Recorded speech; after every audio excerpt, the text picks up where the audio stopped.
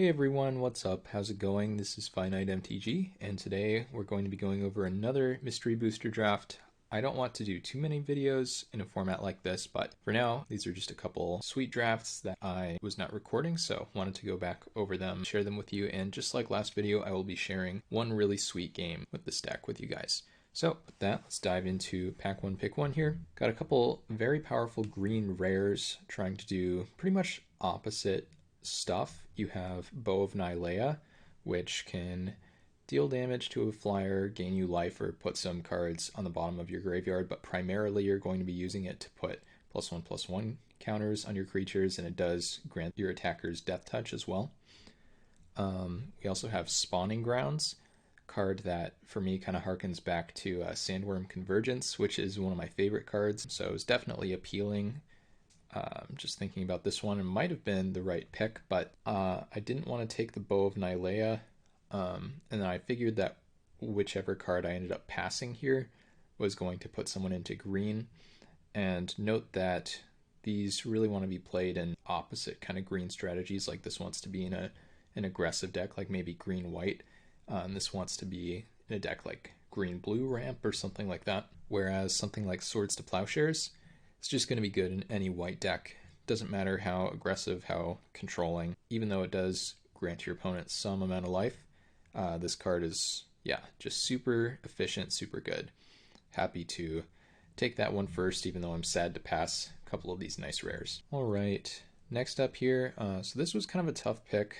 There's nothing that stands out as particularly powerful, and that's just kind of like the variance of the format. Like last pick we had a couple pretty nice rares, and this pack we don't have really any rares. Like maybe this thing takes up a rare slot somehow, but regardless, just a much weaker pack. So one of the things I was looking at was Elephant Guide. I think if you take the Bow of Nylea, you definitely take the Elephant Guide here. They go into the same kind of deck. Another thing I was looking at was the Pondering Mage, and next to it, that Momentary Blink. I'm thinking like, okay, I have that Swords to Plowshares. If I end up blue-white, maybe I take this Pondering Mage and wheel the Momentary Blink, and I end up with kind of a sweet blue-white blink deck from that. And regardless, Pondering Mage is just a pretty powerful card. I think that, Elephant Guide is the main card rivaling it for me here. Alternately, you could take something like Alloy Mirror. That was probably the only other card I was looking at. It is a little vulnerable to removal, but being ramp and fixing on top of a body, it's just a pretty good card, something you probably take early pretty often here. But I tried to go for that Pondering Mage into Momentary Blink plan by taking the Mage here. So we'll see if that works out for me. Next up here, after taking that white card, thinking about going kind of green-white with the Elephant Guide or blue-white, suddenly we get a couple sort of green-white gold cards. Pollen Bright Wings, which is just an insane magic card, especially because you don't see this kind of effect really very often in green, granting one of your creatures flying. Granted, it is also a white card, so I mean you are more likely to see flying effects in white.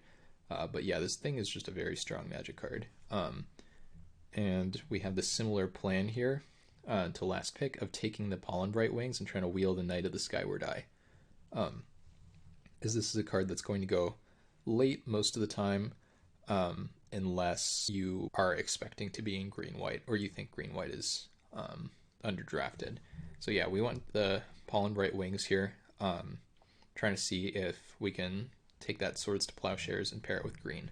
And next up here, we just get some reinforcement in white.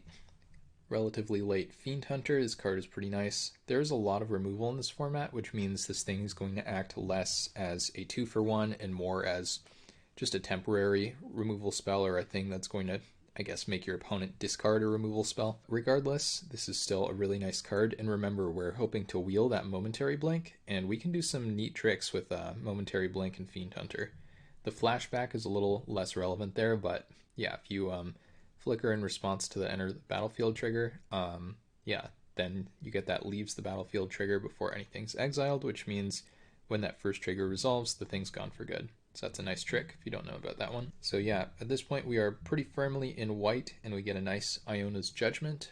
A couple other decent cards in the pack.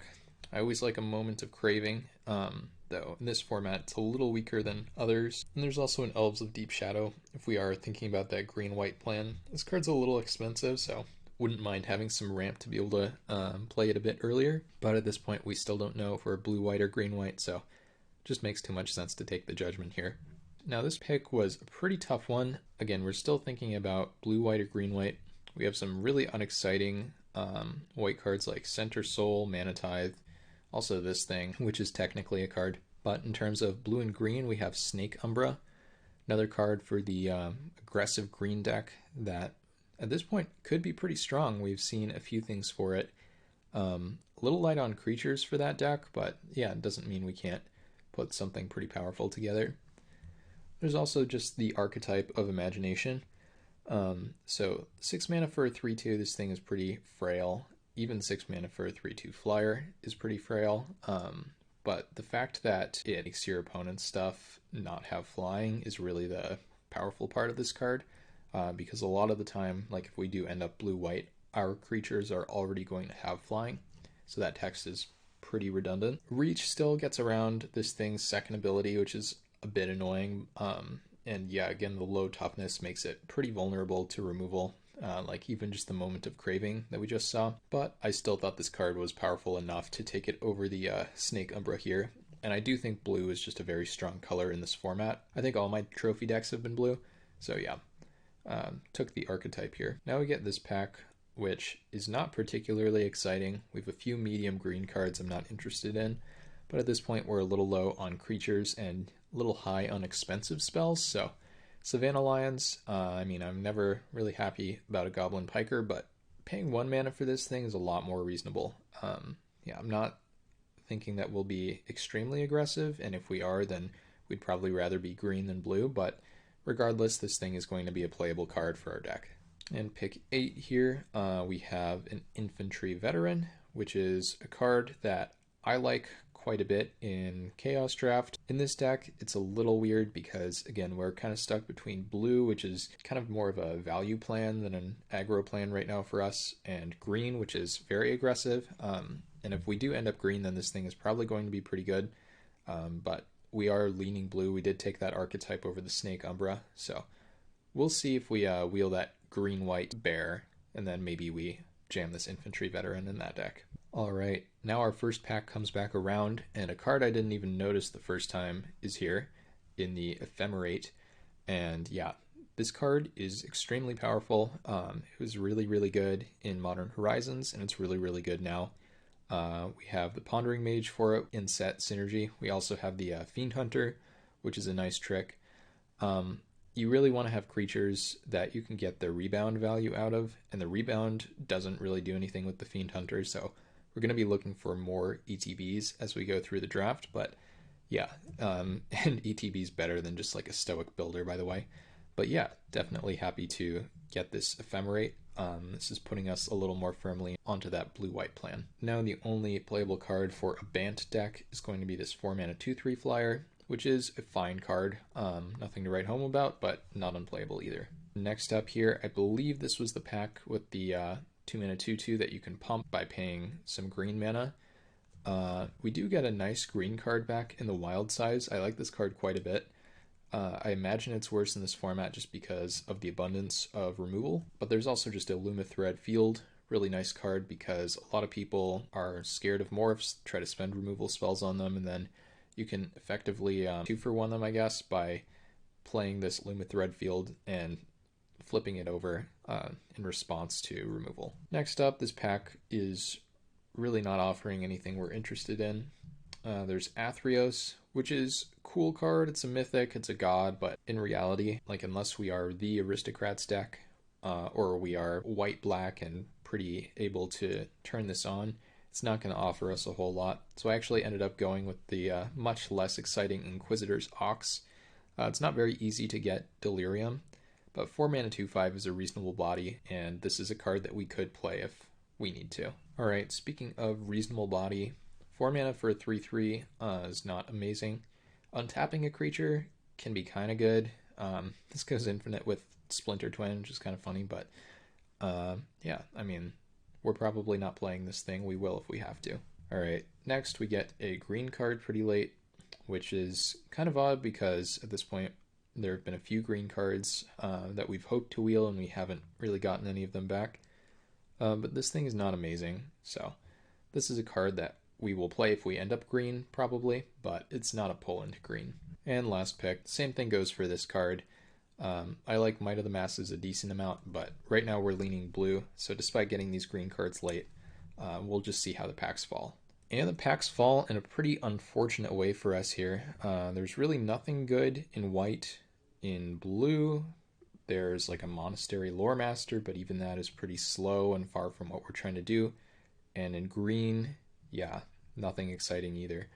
So I actually ended up going with the Alicia, who smiles at death. This card pairs nicely with white.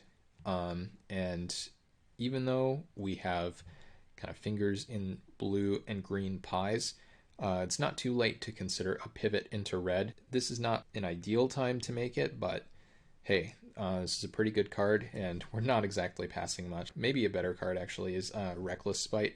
And that thing is just pretty tough for us, given the double black. So Alicia was my choice here. Pretty quickly rewarded here with an Aurelia's Fury. This card is extremely powerful, and yeah, now regardless of which color combination we end up, this is a card we're going to hope to splash. There's also a Kiki Jiki. Remember, we just said that this thing goes infinite with that Sparring Mummy, so maybe if we were feeling a little ambitious, we could take the Kiki Jiki regardless of the mana cost and try to do something hilarious, but ended up just taking the Aurelia's Fury, the kind of atheist Aurelia's Fury here. And suddenly the red cards are slowing down. We see an Atarka Ifrit here, which is a totally medium card, not an exciting one. And we see a Reckless Fireweaver. So the blue cards are the interesting ones in this pack. Sorry, Hypothesizel, not you. Not really looking to splash a card like this. There's a Mist Hollow Griffin, which is a little like a phantom monster that's harder to cast. The Exile Clause might end up relevant some amount of the time. White has some exile effects. We already picked up 2 in the first pack, so say for instance someone goes to kill this, we can maybe Swords to Plowshares it effectively as an unsummon. That gains us life, which is kind of neat, but for the most part it's just a 4-mana 3/3 flyer, which is pretty good. And then all the way over here there's a Court Hussar. So this card is a little bit odd because it looks like it would be good in the Flicker deck, which we're trying to put together. Remember, we did not wheel the Momentary Blink, but we did get that Ephemerate. But of course, the problem with this card is that if you flicker it, it just dies because you didn't spend a white to cast it if it entered the battlefield from exile. So, speaking of entering the battlefield from exile, our plan here is just to take this Griffin, try to see if we can go back to blue, and maybe wheel this Court Hussar. So that's what we did. And remember, we're going to be looking for fixing super highly at this point to try to see if we can play that Aurelia's Fury, regardless of where we end up. But the picks are still difficult here. We have something like a Mishra's Bauble or a Stalking Stones that we could play in any deck. But there's also just a Citadel Castellan. I don't know how to say this card's name. And this thing, I mean, 3 mana for a 2/3 Vigilance. Again, not very exciting, but that Renown 2, that's really where it gets interesting. We already have Swords to Plowshares, Fiend Hunter. We have that Iona's Judgment. So if we're able to clear a blocker, get in with this thing, we have a pretty legitimate threat. So yeah, I think this is a pretty big pull into green. And now, yeah, we're even a little more confused than last pick. All right. Well, fortunately for us, there is a reasonable white card in this pack in the Ret Crop Spearmaster. It's not an exciting card, but again, in this pack we've taken red-white cards, we've taken a blue card, we've taken just now a green-white card.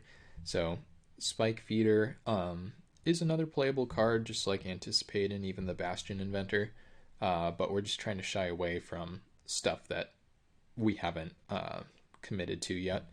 There's also Defense of the Heart, but I don't think this card is very exciting. So yeah, let's just take this Ret Crop Spearmaster. All right, next up here, we have kind of a similar pick We have Ojutai's Breath, which is not a bad card. Remember, though, that our blue-white deck is less about getting aggressive and getting tempo and more about trying to grind out value in the late game. And in terms of that, there's a Lonesome Unicorn here. I think this card is fine. They're pretty recently, I think it was like Ikoria or something, there was a 5-mana 3/3 that made a 2/2 when it entered the battlefield, and that would have been perfect for this deck, trying to blink things, but I don't think that card's in the format, so we'll take this thing. We get to affect the board on turn 3 with it, which is still nice. Alright, next up here, we have a pretty nice one in the core Skyfisher. We are lacking some early plays. This thing is pretty good with anything that we would consider blinking, so like Pondering Mage, for instance. Not quite as good with like a Fiend Hunter. And otherwise in the pack, there's really not much going on. An Augury Owl, Fascination, just not cards that we really would want to play. And yeah, just happy here with a core Skyfisher. Alright, next up, so at this point we still don't know exactly which color combination we're going to be. There's an Artful Maneuver. That's really the only card we can take if we just want to stay committed to white. Territorial Baloth is a totally fine green card. I actually love the Skyward Eye Prophets. This is, yeah, a card I would take probably slam dunk here if I had some fixing or some confidence that I could pick up some fixing. But remember, we still haven't seen any, even for that Aurelia's Fury. So I ended up going with Sleep here. I think Sleep is an extremely powerful and actually underrated effect. Doesn't look like it does that much, but a lot of the time this card effectively just says win the game. If you have a few creatures out, if your opponent's lost some life, if you're in a race, etc. Yeah, this thing is just an enormous swing. Doesn't matter how many creatures your opponent has either. I think this card is actually too good for formats like my Peasant Cube, so yeah. Sleep is a pull into blue. Alright, next up in this pack, there's really nothing exciting going on here, like a Moonlit Strider, card that's sometimes playable in Chaos Draft and really never playable here. River Serpent, this card is pretty weak. We're not getting stuff into our graveyard very often. And a Spectral Gate Guards. I think I took one of these. I took the Serpent. Okay. Yeah, I mean, neither of these cards is ever going to make our deck. And now we get a very interesting pack back around. I believe this was one of the red-white packs for us the first time. So we see a Celestial Crusader, card that is going to make our deck no matter what. It's going to be pretty good, though not amazing. There's also a Cloud Shift, which is the kind of card we would like to pick up in a deck like this. Remember, we did not wheel that Momentary Blink. We really only have the Ephemerate. And one more kind of enabler like this would be great to go with some of those payoffs. Otherwise, there's a Wrath Capuchin. This card 100% of the time is going to be played if we end up blue-white. However, we don't know that we're blue-white at this point. We just are pretty confident we are. And we actually don't have almost any historic spells, so this is only, quote-unquote, 4-mana 3/3 Flash Flying. And the Celestial Crusader, while technically smaller than that, I really do like the pump ability. Most of our creatures are white at this point, so yeah, I like this card. That was our choice. Now we get an amazing wheel, and we are, at this point, basically certain we're blue. We get this Court Hussar coming all the way back around. And remember, this thing does not interact super favorably with blink effects, but it's still just a very, very nice blue-white card. 3-mana 1/3 that effectively casts Anticipate, and that Vigilance can be relevant too. Otherwise, Encircling Fissure, I played this card the other day and was decently happy with it. Awakening and Instant Speed can be pretty nice, but you really do need one more land than that Awaken cost to take advantage of it, so keep that in mind. But yeah, Court Hussar, very happy with that. Next up here, we have a Phantasmal Bear, card that maybe makes sense as a sideboard card against the aggressive decks, but I took a different sideboard card here in the Decommission. Yeah, 3 mana for a Disenchant is fine. You're not getting Revolt super often, but if you do, I mean, there's some icing there. Next up in this pack, I believe we took a Ghost Quarter. Congregate is just massively unplayable, and Fierce Invocation is not actually unplayable, but it's a little far away from what we're trying to do. So just in case there's a problematic land that we run into, or even if we're desperate to fix our own mana for like an Aurelia's Fury or that kind of thing, Ghost Quarter is reasonable. Alright, 14th pick here. We're just taking an on-color card. I really hate Temporal Fissure though. It's just so hard to cast one spell before this. There's also Titanic Growth. I think this card is much, much better than the Fissure, but at this point we're just taking it for signaling. And a Swashbuckling, pick 15. Alright, so pack 3, pick 1 here. We have a Great Rare in the only color we haven't ventured into. So Gonti, Lord of Luxury. Yeah, that is not an option for us, unfortunately. We are too far committed to blue, and yeah, Ghost Ship is a pretty reasonable choice. There's really nothing in the pack for white. Dragon's Eye Sentry is massively unplayable, and Seal of Cleansing really only has a home in the sideboard. But Ghost Ship, yeah, I mean, this card is pretty nice, so happy to get that here, though a little disappointed that I won't be wheeling anything good. Alright, next up here, we have a few more playable cards for us this time around. Valley-Knot Cohort, I like quite a bit in the aggressive white decks. Castaway's Despair, just a strictly worse Capture Sphere, but not an unplayable card, not even a bad one. Snubhorn Sentry, this card is really not very exciting, but if you want to block early, or if you are really good at going wide, I could see being interested in this thing. Aether Spellbomb, another good interactive card that I think you always play in your blue decks. But I ended up going here with an Isamaru, Hound of Konda. Kind of complements the Savannah Lions, cat and dog, 2-power creatures for 1 mana. And yeah, we're just trying to shore up our early game. We have almost no creatures that can come down early. Like we might have 1 2-drop at this point, something like that. So yeah, Isamaru. This deck is not the perfect home for it, but yeah, totally solid card for us. Now we have a pretty difficult pick here between 2 removal spells. We have Faith's Fetters, card that can answer even stuff like Planeswalkers and Manlands. There's also a Dismember here, and it's kind of funny. One of these is going to cost us 4 life, and the other one's going to give us 4 life. But this thing is also so cheap and so efficient, and even though it's narrower, I just thought it was the right choice here. With the Faith's Fetters and the Coalition Honor Guard, another really nice card in the pack, it's even reasonable to think that we'll wheel one of these. So yeah, took the Dismember here over the Fetters. Alright, next up, another very difficult pick. Caught on the Brights, which in my last blue-white deck was the card I played on the last turn of the game multiple times to win that game. And also a Chillbringer. We already have some cards in like the 5 mana plus slot, but Chillbringer is a really nice one. Powerful evasive threat. It's a nice enters the battlefield ability. So yeah, it was just a little too tough for me to pass the Chillbringer, despite how our curve is looking, even though I like Caught in the Brights quite a bit. All right, now we get another super interesting pick here. We would love something cheap like Feat of Resistance, just a solid card. Counters a removal spell a lot of the time and improves the creature for it, kind of a 1.5 for 1, I guess. On the other hand, we have Triskelion, a card that I pack 1 pick 1 in my last draft video, and this card is quietly pretty synergistic with blink effects too, because it doesn't say when this enters the battlefield, but it does enter with counters. So if you remove all the counters and then you flicker this thing, it's going to come back with more, which is pretty nice. Synergistic with what we are trying to do. So yeah, Triskelion, despite again how our curve is looking, is just a little too good for me to pass. Alright, next up, on a similar note here, we have Wing Shards, which is a card that I don't love unless you have other ways to play at instant speed on your opponent's turn.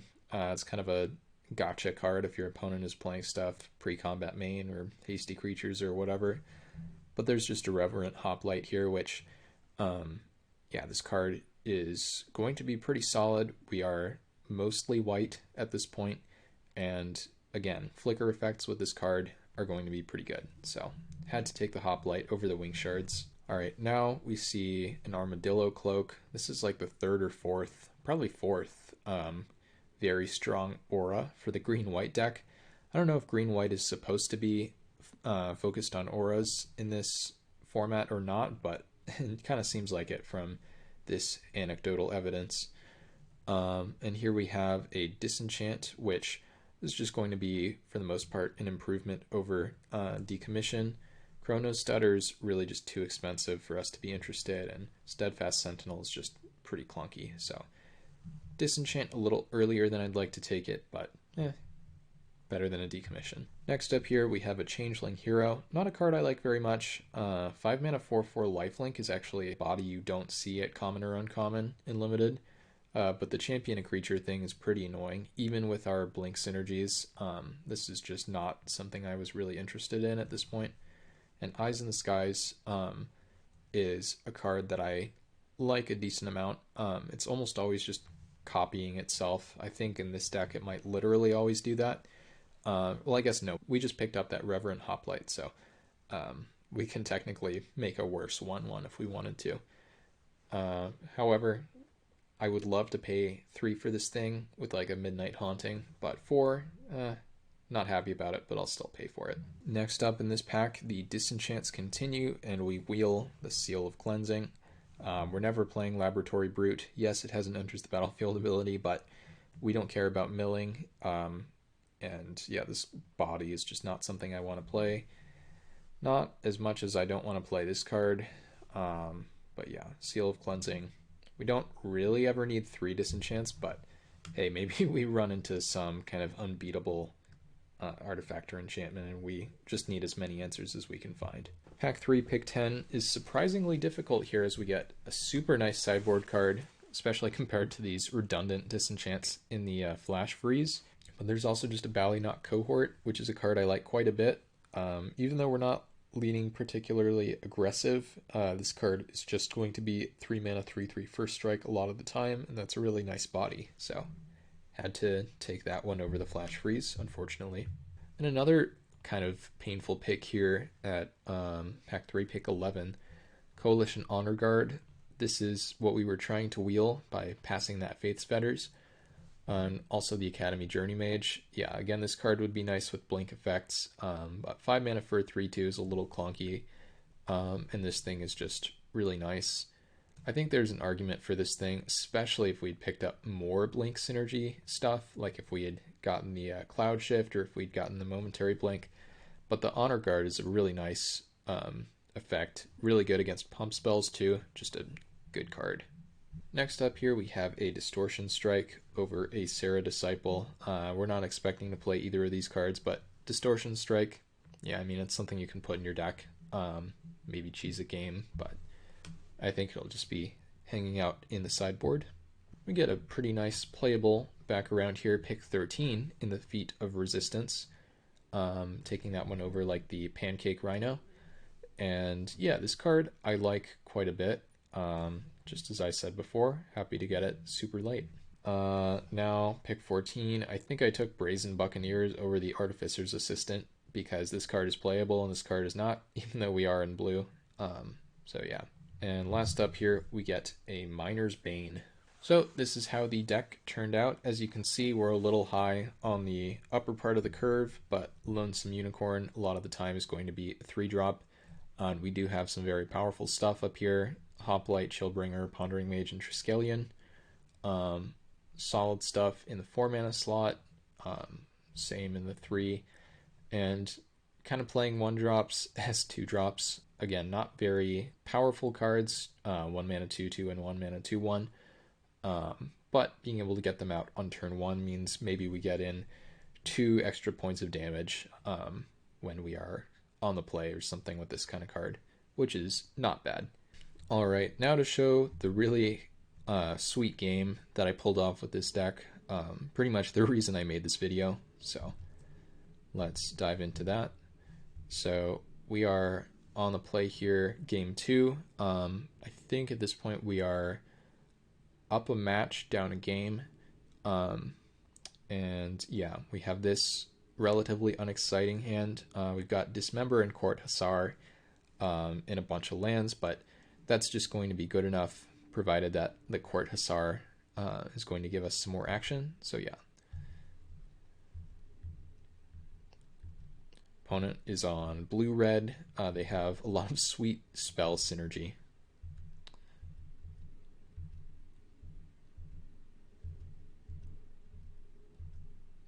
They go for a Generator Servant, which is not the kind of card I want to spend a Dismember on, especially since the Court Hussar not only blocks it, but can also attack into it for free.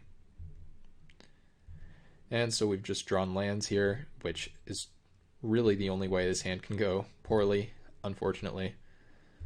We find a Lonesome Unicorn over the Isamaru and just another land. Opponent is not doing anything. We go for a Lonesome a Rider in Need, which is going to get mana leaked. Yeah, we cannot pay, but we do get to attack, which is nice. But yeah, at this point, I mean, we've gotten 8 lands over here. We do not need 8 lands. The opponent now sacks the Generator Servant and goes for a Granitic Titan. So this card is going to come in with haste. It's going to be pretty annoying and scary, and 5/4 menace, like, we just need to dismember this. So that is the plan here. Fortunately, they don't have like a daze or something like that. That would be a punish to doing it then. And we draw yet another land. So at this point, it feels kind of like we can't win just from the number of lands we've drawn. Opponent drops a Fiery Hellhound and a Zada's Commando. And we draw a Feat of Resistance, which means now we can attack into their creatures, because before, I mean, they just have a free block with their 2/2, but at this point, yeah, we get to attack, and if they block with a 2/2, we get to eat it. So opponent takes the damage, goes for a Gutter Snipe here, attacks with the Fiery Hellhound, and so they're tapped pretty low on mana, and we already indicated that we had a trick, so I think this is actually a pretty bad play from them. So we go to block, of course. They pump their thing once, and we use the Feat of Resistance. So now a lot of the removal or interaction they could have is not going to be able to work here, because they played that Gutter Snipe first, and because they only have 1 mana available. So we give protection from red, we get to eat their Hellhound, which is nice. We draw a Ghost Ship, and despite playing Land of Return, we have somehow gotten punished for not having played 4 islands on the by the previous turn. Because now, when we play the Ghost Ship, we're not going to have the Regenerate up, which is a super awkward thing, but I don't think that means that we're just supposed to hold it. So we attack for 2, they don't block. 2/4 Vigilance, by the way, much more respectable than a 1/3. And yeah, we drop the Ghost Ship with that really unlucky like white mana sitting there with 2 lands in hand too. Just feels so clunky. And they go for a Chandra's Revolution to punish us. Funny thing is the Revolution locks down a land, and that part of it could not be less relevant, especially now that the Ghost Ship is out of the deck. Opponent attacks here, which to me indicates some kind of 2 damage burn spell, because that's why you would attack with the first striker over a Gutter Snipe. I saw my opponent make a very good play in game 1. They attacked with the Zada's Commando and then ninjutsu'd Ninja of the Deep Hours into play, so dealing a total of 4 damage. And so I figured this is a good player. They're probably not bluffing, so I can just take this damage. Okay, so now I draw a Core Skyfisher, which is amazing, because unlike the blink effects, this thing is going to let us get value out of the Court Hussar without killing it. So we go for it and attack first, and then we're going to Skyfish this Hussar, replay the Hussar, start digging out of the massive flood here. We find an Ephemerate, which is insane here. Luma Thread and Sleep to the bottom, unfortunately, but that's how it goes. Play a land, and now remember the Court Hussar. If we Ephemerate that, it will just die, but if we Ephemerate the Core Skyfisher, well, then we can just bounce the Court Hussar to our hand, replay it. Opponent goes for a Crash Through here, which is pretty scary. Just a shock that cantrips. Fortunately, they do not attack. Now we draw Swords to Plowshares and Gutter Snipe, again looking pretty frightening at this point. We just want to get that thing out of here.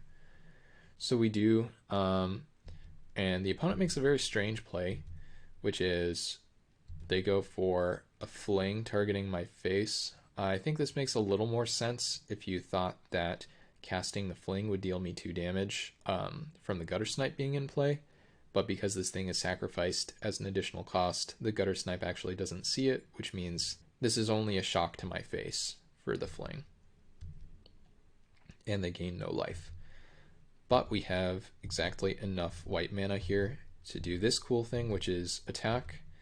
And then post-combat, we Ephemerate right away, because that will allow us to play the Hussar right away. We find the Coalition Honor Guard, and despite having really way too many lands, we have the exact right amount of mana to put the Coalition Honor Guard into play. Opponent doesn't attack. We have that Ephemerate. At this point, we could just cash in the Court Hussar to attack with the Core Skyfisher, but I decide that it's worth missing a couple damage with the Skyfisher to have that 1/3 body stay in play. So play the Court Hussar yet again, and we find, I think, a Celestial Crusader. Yep. We attack for 2. Opponent doesn't block. We get to flash this thing in, deal 1 extra damage. And yeah, just like that, Court Hussar has practically won this game single-handedly. I mean, we needed the Skyfisher too, but yeah, that was a really nice game for this deck when we thought we were going to lose from that point where we had like 8 lands. So yeah, thank you for watching. I hope you have enjoyed this video, and yeah, we'll be back soon with more content.